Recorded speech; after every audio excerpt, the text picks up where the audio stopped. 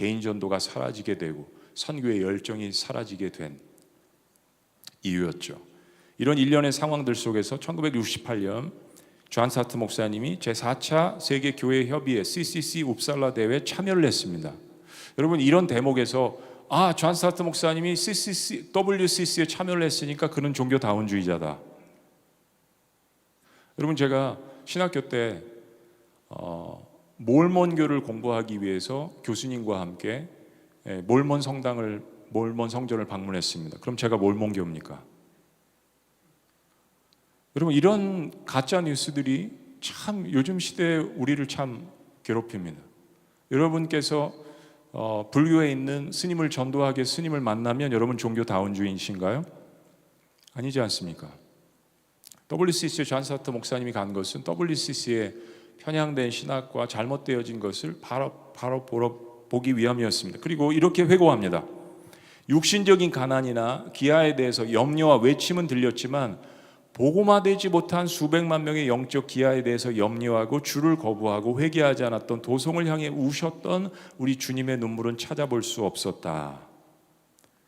우리가 선교를 봉사적 관심 속에서 바라본다고 할지라도 우리는 먼저 그리스도 중심적인 존재가 되어야 그 다음에 세상을 향한 기능을 나타낼 수 있다라고 주장했습니다. 1960년대 공산주의가 팽배하고 냉전의 시대를 맞이했고 민족주의 발흥에 힘입어서 자국의 토착 종교도 다시 부흥하게 됐습니다. 히피 문화도 나오고 선교 영역이 점차 줄어들었습니다. 사회 세속화가 더욱 심화되었고 선교의 부흥은 다시 한번 식어가는 그런 위기에 처했습니다. 이게 역사마다 실은 잘 보시면 반복이 됩니다. 그리고 급기야 1973년 방콕 대회에서 WCC는 구원을 정의하죠. 인권에 대한 정치적 억압에 항거하여 인간의 존엄성을 위해서 투쟁하는 것이며, 구원이란 개인의 삶 속에 도사리고 있는 절망에 항거하여 희망을 불러일으키기 위해서 투쟁하는 것이다. 저는 진보 학자들이 왜 이런 이야기를 할 수밖에 없었는지, 그들이 처했던 제3세계 현실, 남미에서 해방주의 신학이 나왔던 그런 배경에 대해서 복음주의자들이 정말 눈을 부릅뜨고 왜 이렇게 부르짖을 수밖에 없었는가를 우리의 가슴을 열고 들여다봐야 된다고 생각합니다. 우린 종교에 대한 자유가 있고 우리는 언제든지 예배를 드릴 수 있는 상황에서 그들은 왜 이런 외침을 부르짖을 수밖에 없는가에 대한 그것을 끌어안을 수 있는 마음, 이 정의는 틀렸고 이건 성경적이지 않지만 왜 이런 이야기를 할 수밖에 없었나. 이런 위기 속에서 복음주의자들이 빌리그람 목사님을 중심으로 1966년 4월 시카고 위튼 세계 선교대회를 합니다. 보세요, 이거는 세계교회협의회. 그런데 지금부터 일어나는 모든 것들은 로잔도 실은 우리는 로잔 이야기를 맞지만 로잔을 모르는 사람들에게는 항상 로잔 세계 복음화 대회라고 이야기를 해주셔야 합니다. 로잔은 스위스에 있는 지명입니다. 별명이 붙어버린 거죠. 로잔 운동이라고. 근데 이것은 세계 국제화 복음 대회입니다. 그렇게 시작되었습니다. 위튼 대회에서는 기존 교회가 복음의 본질을 제대로 지키지 못하고 사회의 아픔을 외면한 채 자유주의와 근본주의를 양산한 책임을 통감하고 회개하는 시간을 가졌습니다. 그렇게 복음주의자들이 자신을 스스로 회개하면서 일어난 운동입니다. 당시 북미의 선교를 대표하는 선교단체들이 후원해서 위튼 선언문을 채택했는데요, 보수단체가 모였다라는 평가가 있었지만 동시에 이 대회는 복음주의가 성경의 가르침과 달리 세상의 고난과 아픔에 대해서 외면한 오류를 우리가 범했다라는 것을 회개했다라는 것. 깊이 있게는 이런 것들입니다. 성경적 원리들을 인종차별, 전쟁, 인구 폭발, 가난, 가정붕괴, 사회혁명 및 공산주의 같은 문제들에 적용하지 못했음을 고백하고 모든 복음주의자들이 전 세계 인종평등, 인간 자유 및 모든 형태의 사회 정의를 위해서 공개적으로 그리고 단호하게 싸울 것을 촉구하였다. 무엇으로요? 복음으로, 성경으로. 그리고 이어진 그 해 1960년 베를린 대회도 세계 전도 대회에서 비슷한 양상이 있었습니다. 사회 참여에 대해서도 복음주의자들이 훨씬 더 적극적으로 가야 한다는 결단과 회개가 있었습니다. 복음이 편협한 것에 머무르지 않는다는 것, 과연 예수님께서 부르셨던 복음, 보여주셨던 그 복음이 복음의 관심이 어디를 향해서 있었는지 우리가 잊고 있다면 우린 복음의 본질조차도 이해하지 못하는 사람들이 될 수 있다는 것을 이미 50년, 60년 전에 복음주의자들은 회개했던 것이죠.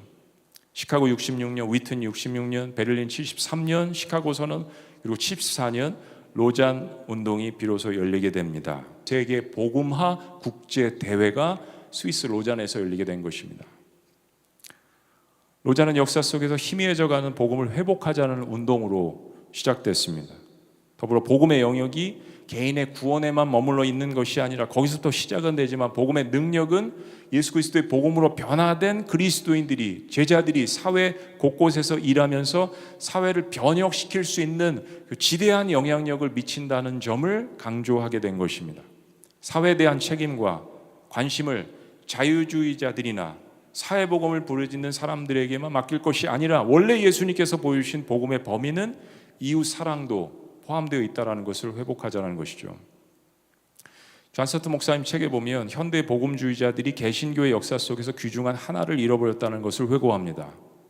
예를 들면 18세기 영국의 조지 위트필드 그리고 요한 웨슬레를 중심으로 영국의 복음주의 대부흥 운동이 일어나잖아요.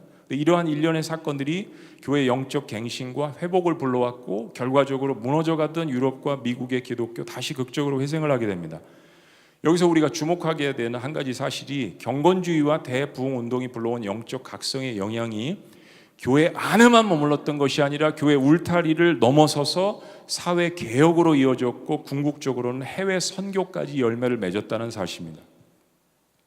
가령 영국의 대부흥 운동이 웨슬리를 중심으로 악습 철폐, 문명 퇴치, 학교 설립, 노예 해방, 여성 인권 향상, 사회 전반에 걸쳐서 복음의 본질을, 복음의 능력을 사회 속에서 구현하려는 사회 개혁 운동을 일으키지 않았습니까? 그 결과로 윌리엄 윌버포스가 40년을 넘게 국회에서 싸워서 결국은 노예제도 폐지와 같은 구체적인 사회 변혁의 결실을 이루었습니다.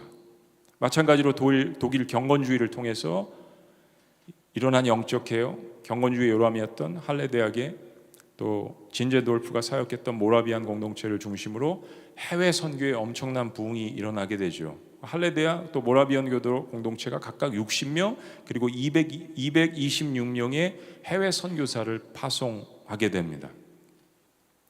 한국교회 초창기 선교사님들의 사역들 다 아시잖아요. 수많은 교회들을 개척을 하고 성경을 전하고 개인 전도를 하고 그러면서도 학교와 병원을 짓고 연약한 사람들과 사회적 소외된 계층들에게 의료와 교육을 제공했습니다.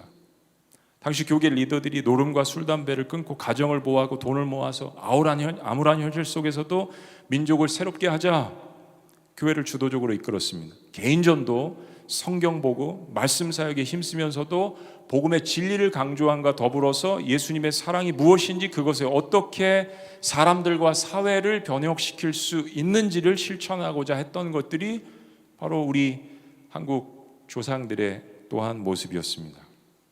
성경에서 예수님께서 가르쳐 주신 복음의 본질이 무엇이었다는 것을 깨달았기 때문이죠. 사탄이 던진 논쟁, 실은 우리는 복음과 빵 사이에서 싸울 필요가 없습니다. 그 사탄이 그리스도인들을 이간질하려고 던진 화두라고 생각합니다. 대한민국도 1970년대, 80년대 이 화두 가지고 얼마나 머리 터지게 싸웠습니까? 빵이냐 복음이냐. 사탄의 별명 중에 하나인 디아블로스, 사이에 폭탄을 던지다. 실은 우리 복음주의자들이 거기에 빠져든 것 아니겠습니까? 사랑하는 여러분, 어떻게 예수님께서 우리에게 맡겨주신 지상 대위임 명령, The Great Commission과 예수님께서 우리에게 명령하신 모든 계명 중에 첫 번째인 하나님을 사랑하고 네 이웃을 내 몸과 같이 사랑하라는 The Great Commandment가 갈라질 수 있겠습니까? 근데 이 복음이 이 두 사이에서 우선성을 갖는다는 의미는 예수님을 유일한 구세주로 믿고 경험을 해야 우리가 하는 사회 참여도 예수님의 온전한 사랑을 가지고 성경적으로 실천할 수 있다는 의미가 아니겠습니까? 사회 참여, 이웃 사랑이 중요하지 않다라고 이야기하는 것이 아니라 로잔 선언문은 이것이 선교적인 측면에서 함께 포함되어 있다라고 이야기하는 것입니다.